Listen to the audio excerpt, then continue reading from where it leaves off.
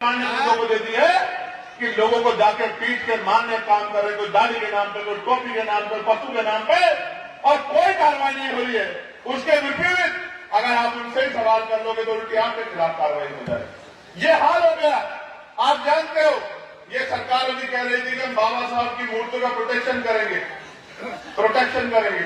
लेकिन प्रोटेक्शन की बात कहने वाली सरकार ये नहीं कहती कि हम अपनी विचारधारा के लोगों को समझाने का काम करेंगे कि बाबा साहब अम्बेडकर की मूर्ति तोड़ना बंद कर दो। ये बात सरकार नहीं करती। और कितनी तेजी आपको मैं बताता हूं, बाबा साहब अम्बेडकर की जयंती पे जिन गांव में पहले शोभा यात्रा नहीं थी, कार्यक्रम नहीं होते थे, चंद्रशेखर आजाद की लगातार उत्तर प्रदेश में रैलियां जारी है। 21 दिसंबर को चंद्रशेखर आजाद की उत्तर प्रदेश में, इसके बीच चंद्रशेखर आजाद मंच से जो है कहते हैं जो उत्तर प्रदेश की सरकार, जो ये बजरंग दल, हिंदू संगठन, पता नहीं क्या क्या दल जो है इन लोगों ने बना रखे हैं और इन लोगों से खूब तोड़ताड़ करवाते हैं। और उसके बाद अगर हम में से अगर कोई इन लोगों के खिलाफ आवाज उठाए, कुछ सच बोलने जाए तो हमारे ऊपर जो है एफआईआर दर्ज हो जाते, हमारी ऊपर लाठीचार्ज हो जाते। लेकिन इन लोगों को इस तरह से खुला छूट दे रखे। बाबा साहब की मूर्ति जो है वो तोड़ दी जाती है। उत्तर प्रदेश से एक खबर जो है अब निकल कर सामने आई थी, जो बाबा साहब अम्बेडकर की एक मूर्ति, जहां पर वो मूर्ति की गर्दन टूटे पड़ी हुई थी, जिसके चलते भीम आर्मी के लोगों ने इस पर जो है सवाल खड़े करे थे, जिसके चलते आज चंद्रशेखर आजाद ने भी मंच से ये बात दोहराते हुए उन्होंने कहा है जो ये सरकार का ही चेले है, जो सरकार के द्वारा उन्हीं की आदेश पर इस तरह की तोड़फोड़ करते हैं और उसके बाद सरकार जो है इन लोगों पर लगाम नहीं लगाते हैं। यही नहीं, चंद्रशेखर आजाद कहते हैं उत्तर प्रदेश की सरकार को इस बार हम उखाड़ के फेंकेंगे, क्योंकि उत्तर प्रदेश की सरकार के अपने कारनामे देख लिए किस तरह से सबके साथ सबके विकास वो करते हैं। तो चंद्रशेखर आजाद उत्तर प्रदेश के मन से जो है गरजते हैं और लोगों को कहते हैं जो किस तरह से इन लोग दूसरे के धर्मों के त्योहारों पर किस तरह से तांडव करते हैं। क्रिसमस डे के त्योहारों पर भी चंद्रशेखर आजाद ने सवाल खड़े करे, जो आखिरकार उनके त्योहारों में भी किस तरह से रोड पर जो उनके सामानों को बेच रहे, उनकी दुकानों को तोड़ा जा रहे, उठाकर फेंका जा रहे, ऐसी हिंदू संगठनों को जो है सरकार ने खुला छूट दे रखे हैं। तो क्या कुछ कहते हैं चंद्रशेखर आजाद, एक बार सुने। क्योंकि हम हमारी निगाह सब पे, ऐसा नहीं कि हमारी निगाह नहीं। मैं आपको सच कह रहा हूं, अगर आज कोई किसी पे जुल्म कर रहा है तो जुल्म करने वाला ये ना समझे कि वो हमेशा पकड़ में नहीं आएगा। मेरी बात को आप याद पकड़ा जाए, चाहे इलेक्शन कमीशन हो, चाहे एडमिनिस्ट्रेशन हो, मेरी बात को आप याद रखना। खैर नहीं है।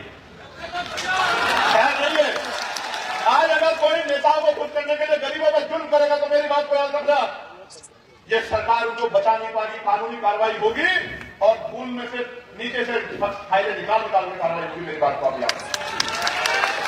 और जो अच्छा काम करेगा उसको आउट ऑफ टर्न प्रमोशन देके उसको मजबूत करने का काम भी हम ही लोग करेंगे, संविधान को मानने वाले लोग करेंगे। मेरी बात कर प्यारे साथियों, तो मैं नौजवान की बात कर रहा था। आपने अपने बच्चों को दूध रूपी खून पिला के मेरी माओ ने बड़ा किया और एक रोटी कम खाई, क्योंकि महापुरुष कह गए, गाड़िया जी महाराज कह गए, फूले साहब कह गए, परमानंद मोदी जी कह गए, एक रोटी कम खाई, थाली नहीं तो हाथ करके खाई, लेकिन अपने बच्चे को पढ़ाया, क्योंकि बाबा साहब ने कहा शिक्षा श्रेणी का वो दूध है जो पिएगा और दहाड़ेगा। तो आपने पढ़ाया, लेकिन पढ़ा लिखा नौजवान मजबूर है किसके पास जाए, किस सरकार देगी। और आपको खुशी होनी चाहिए जान के कि जिस उत्तर प्रदेश में आप रहते हैं उस उत्तर प्रदेश सरकार ने 8 लाख करोड़ का कर्ज अपने ऊपर लिया। कितने पैसों का? 8 लाख करोड़ में कितनी जीरो है? जीरो लगाते लगाते आप थक जाओगे।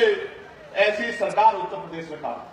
8 लाख करोड़ का कर्ज, यानी कि हर व्यक्ति पे, छोटे बच्चे पे, छोटी बच्ची पे भी जो कल पैदा हुए 31,000 रुपए का कर्ज इस सरकार ने उनको विकास के रूप में उनके ऊपर थोपने काम किया है। जिस सरकार में पैसा ही नहीं है, जो सरकार कर्ज पे चल रही है, कल वो कहां से मजदूरों को मंजूरी दे देगी, कहां से रोजगार दे देगी?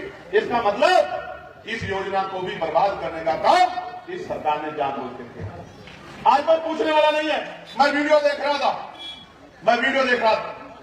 कोई मस्जिद में घुस जाता, कोई गुरुद्वारे